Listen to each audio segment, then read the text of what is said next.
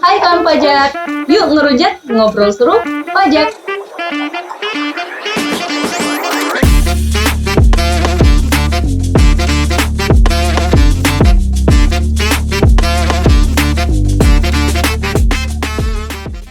Ngobrol seru, pajak bersama aku Anjar dan Kak Hilman serta Kak Rio. Halo. Oke kawan pajak, untuk episode kali ini kita bakal ngomongin apa nih Kak Hilman? Nah, kita bakal bahas tentang PPN, pajak pertambahan nilai ya. Yang pertama itu ada perubahan tarif. Jadi PPN ini sekarang tarifnya itu berubah dari 10% menjadi 11%. Gitu. Nah, selanjutnya juga ada ketentuan 14 ketentuan PMK dan 1 Perdirjen yang baru. 15 aturan baru ya berarti ya? Iya, 15 aturan baru yang akan kita bahas pada hari ini. Oke, untuk selain perubahan tarif nih, ada apa lagi nih Kak Rio? Oke, perubahannya kan tadi banyak ya, diatur di 14 PMK dan 1 Perdirjen. Otomatis kalau tarifnya berubah, kita juga nanti ada perubahan di aplikasi. Lalu kita juga ada penambahan, jadi beberapa hal seperti transaksi dengan elektronik, terus tentang kripto, itu diatur PPN-nya. Jadi sebelumnya dia tidak ada ketentuan yang legal, sekarang itu diatur dengan lebih rinci gitu. Jadi banyak hal-hal yang baru juga. Oke, ini banyak banget nih bahan kita pada hari ini. Mungkin kita bahas satu-satu dulu kali ya. Dari tarif nih, tarif tadi perubahan tarif itu gimana tuh Kak? Oke, jadi memang itu banyak banget yang nanyain ya tentang perubahan tarif yang semula dari 10% menjadi 11%. Nah, tarif 11% ini mulai berlaku dari 1 April 2022 ya. Jadi, kalau misalkan sebelum April itu tarifnya masih 10%, sekarang sudah 11%. Oke, berarti kawan pajak ingat ya, per 1 April 2022 tarif PPN naik jadi 11%. Nah, ngomongin tarif nih, kalau tarif berubah otomatis pasti apakah aplikasi juga berubah Kak Rio? Iya, aplikasinya berubah. Yang sebelumnya kita menggunakan e-faktur 3.0 atau e-faktur 3.1 untuk WP sektor tertentu, maka sekarang berubah harus update ke e-faktur 3.2. Kalau masih pakai yang lama, otomatis nanti kita nggak bisa bikin faktur. Nah, ini sebenarnya banyak banget ya wajib pajak yang sudah mencoba tapi gagal. Tapi ada juga yang mau mencoba tapi takut ya, karena takut nggak ngerti ya caranya. Terus datanya juga nanti hilang gitu kan. Sebetulnya kawan pajak itu gampang banget, ada tipsnya nih. Jadi gini caranya. Pertama, kita copy database kita satu folder untuk e-faktur yang lama, misalkan e-faktur 3.0, kita copy dan kita ubah namanya menjadi e-faktur 3.2. Jadi nanti kita akan ada dua folder, yang lama dan yang baru. Setelah kita punya 2 folder ini, silakan download aplikasinya di Innova dan kita kopikan 3 file exe dari e-faktur 3.2 tersebut ke dalam folder e-faktur yang terbaru yang 3.2. Yang perlu diingat, tolong database yang lama jangan dihapus. Jadi kita tetap ada backup e-faktur 3.0 atau 3.1-nya. Jadi kalau nanti ada kendala, permasalahan, itu bisa dibantu di kantor pajak. Oh iya. Gitu. Yang penting masih ada data yang lama ya Kak ya? Benar dong. Oke, nanti kalau misalnya ada yang gagal, boleh kan datang ke kantor pajak, boleh ya? Iya, silakan nanti ketemu dengan Kak Hilman ya. Oke, ngomong-ngomong soal kenaikan PPN nih, dulu di 2021 mungkin ya, sekitar akhir-akhir tahun sempat viral nih, berita-berita yang katanya sembako, jasa pendidikan, jasa kesehatan itu dikenakan PPN. Nah, itu gimana nih Kak? Tentang berita itu benar nggak sih? Oke, kalau untuk yang ini memang kita harus tahu dulu konsepnya ya. Di PPN kita ada yang namanya bukan objek PPN. Kita ada yang namanya fasilitas PPN dibebaskan, ada fasilitas PPN tidak dipungut. Sebetulnya beda nama doang, tapi intinya sama-sama PPN-nya itu 0. Gitu. Nah, contohnya tadi ya, ada namanya sembako. Sembako itu tadinya bukan objek pajak. Nah, sekarang dia menjadi objek pajak, tapi dapat fasilitas. Fasilitasnya itu fasilitas dibebaskan. Gitu. Nah, sebenarnya sama ya intinya ya. Pada dasarnya PPN-nya itu tetap 0.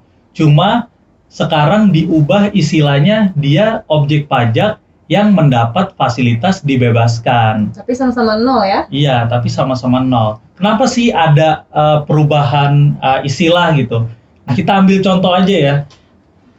Contohnya itu tadi ada jasa pendidikan kan? Ya. Jasa pendidikan itu ada yang SPP-nya bayarannya cuma 25.000 sebulan, ada yang 100.000, dan juga ada kalau kita di sekolah-sekolah yang menengah ke Elit atas gitu ya, ya. sekolah elit ya, itu ada bayarannya 25 juta sebulan. Mahal gitu. banget ya, lebih mahal dibanding biaya kuliah ya. Nah itu karena kita berdasarkan asas keadilan ya, asas keadilan di mana nanti mungkin ke depannya itu sekolah-sekolah yang SPP-nya pembayarannya 25 juta sebulan itu mungkin akan dikenakan PPN gitu di aturan yang akan Pelaksanaannya pelaksanaannya akan diatur di undang-undang selanjutnya seperti itu. Jadi membuka peluang supaya ada keadilan ya. Jangan sampai yang SPP-nya rendah sama SPP-nya tinggi itu sama-sama dapat fasilitas Dibebaskan. tidak dibayar PPN. Iya. Berarti ini ya, kawan pajak mungkin yang penghasilannya lebih tinggi bisa membantu yang penghasilannya lebih rendah. Iya, pada dasarnya konsep PPN sekarang seperti itu. Iya, karena memang fungsi perpajakan itu kan salah satunya adalah redistribusi pendapatan ya. Tadi yang pendapatannya lebih bagus, silakan bantu. Yang bayar SPP mahal ya. Yang bayar SPP-nya mahal, silakan bantu dong teman-teman yang mungkin nggak mampu gitu kan. Iya. Oh iya, satu lagi yang perlu diingat adalah tidak semua penyerahan BKP atau JKP itu dikenakan PPN ya. Salah satu syarat pertamanya adalah penjualnya itu wajib PKP dulu. Artinya apa? PKP itu pengusaha kena pajak ya Kak? Benar, PKP itu pengusaha kena pajak ketika omset kita sudah di atas 4,8 miliar setahun, itu baru wajib PKP, baru wajib pungut PPN. Jadi kalau kita belanjanya di warung, mungkin omsetnya mungkin setahun cuma berapa puluh juta, ya itu memang nggak ada PPN-nya dong. Beda kalau kita belanjanya di toko-toko besar, misalkan kalau kita sebut merek, ada Hypermart, ada Indomart, dan lain-lain. Nah itu baru ada PPN-nya. Oke, berarti kalau saya belanja di warung kecil aman dong ya? Iya, di pasar tradisional aman itu. Oke. Ngomong-ngomong tadi saya juga pernah dengar nih ada istilah baru katanya di PPN, ada namanya besaran tertentu. Kira-kira itu apa sih besaran tertentu itu? Oke, kalau kita ngomongin soal besaran tertentu, memang ini terkait dengan pengenaan pajaknya.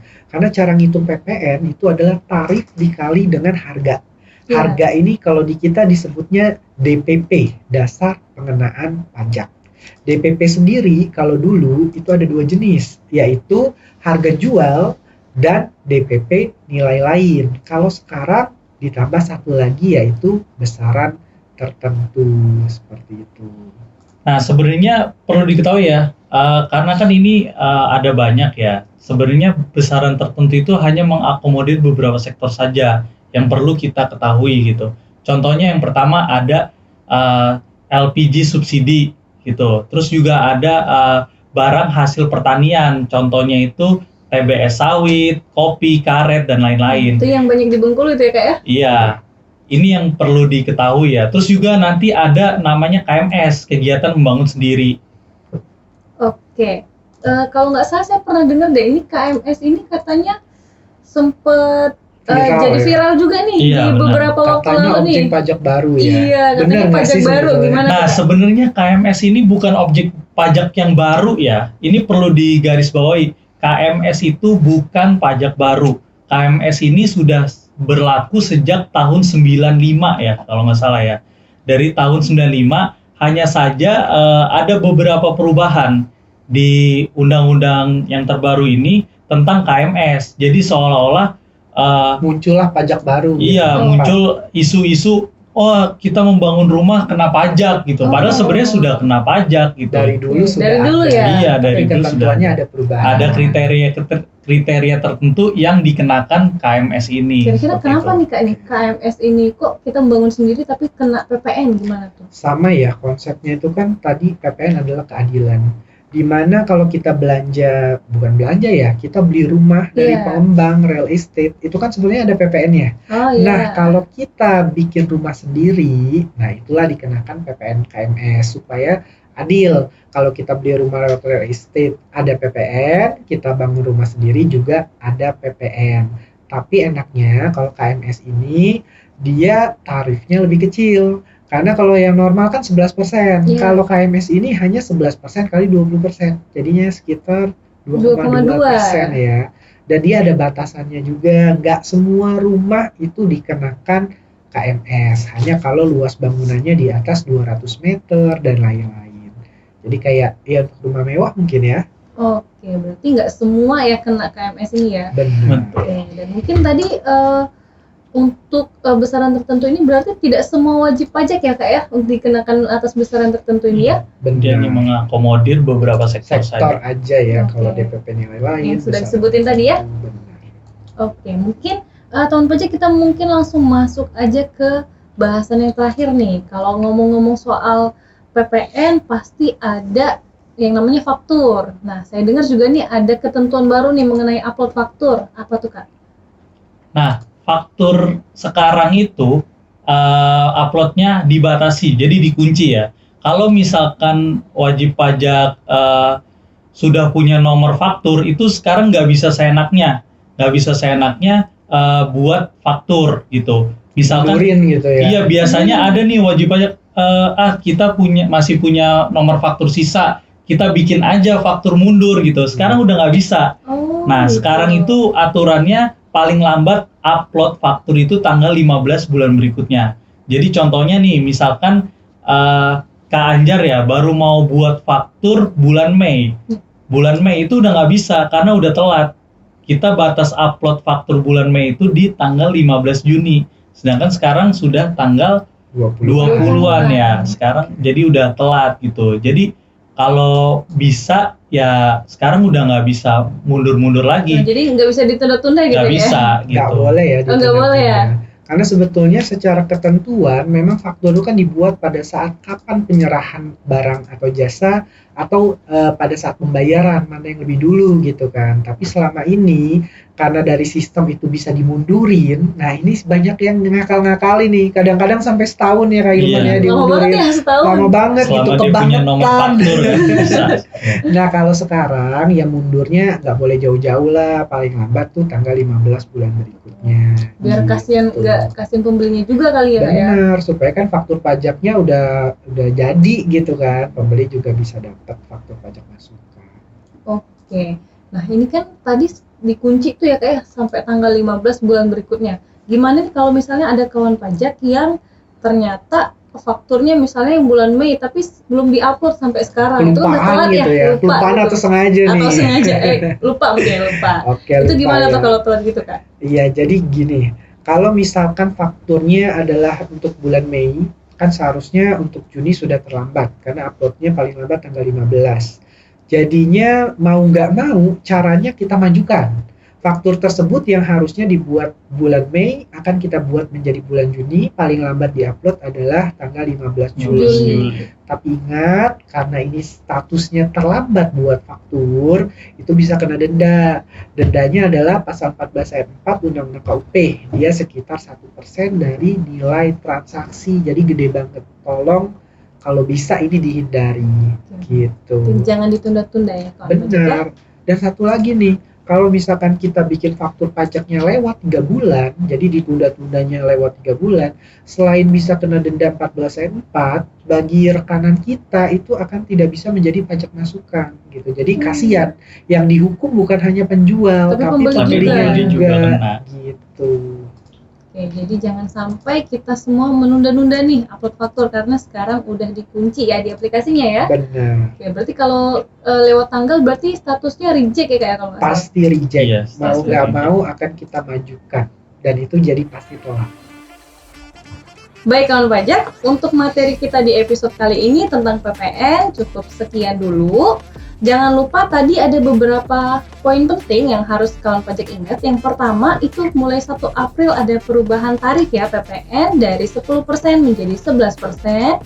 Dan untuk kawan pajak jangan lupa perubahan tarif ini berarti teman pajak harus update aplikasi e-faktur terbaru menjadi e-faktur 3.2. Dan yang terakhir adalah jangan lupa untuk upload faktur sudah dibatasi menjadi tanggal 15 bulan berikutnya. Sekian untuk episode kita kali ini. Jangan lupa untuk like, share, dan komen, subscribe juga untuk channel ini. Terima kasih.